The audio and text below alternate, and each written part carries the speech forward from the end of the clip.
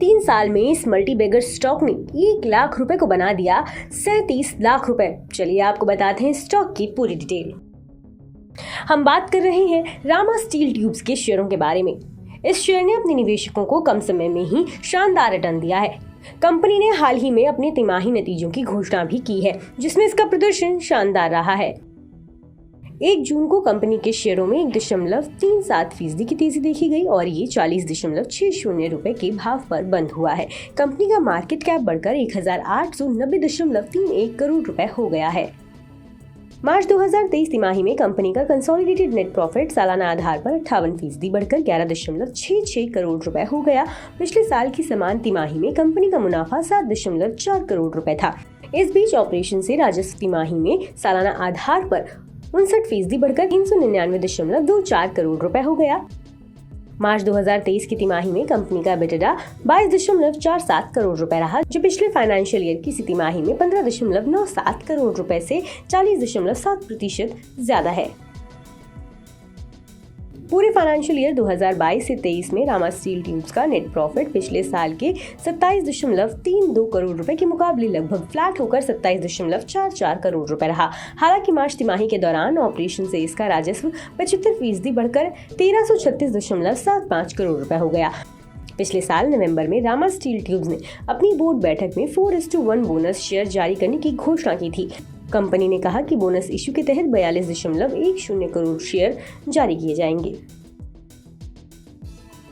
अगर बात करें शेयरों के प्रदर्शन की, तो पिछले 1 महीने में रामा स्टील ट्यूब्स के शेयरों में 30% की तेजी आई है। वहीं पिछले 6 महीने में ये शेयर 16% चढ़ चुका है। पिछले 1 साल में इसने अपने निवेशकों को 187% का शानदार रिटर्न दिया है।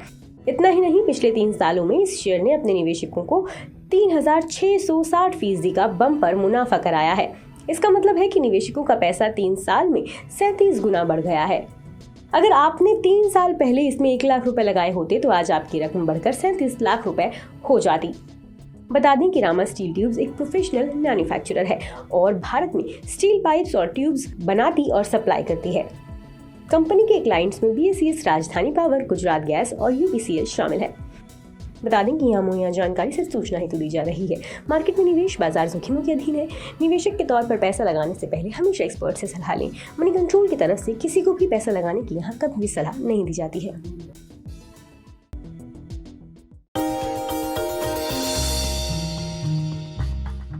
डू यू नो में आज हम बातचीत करने वाले हैं हर घर का चहेता ब्रिटानिया के बारे में। दरअसल ब्रिटानिया आपको आमतौर पे एक बिस्किट कंपनी लगती होगी, लेकिन ब्रिटानिया एक बिस्किट कंपनी ही नहीं है, बल्कि कन्फेक्शनरी कारोबार में एक काफ़ी बड़ी फूड जायंट के तौर पे आप इस कंपनी को देख सकते हैं।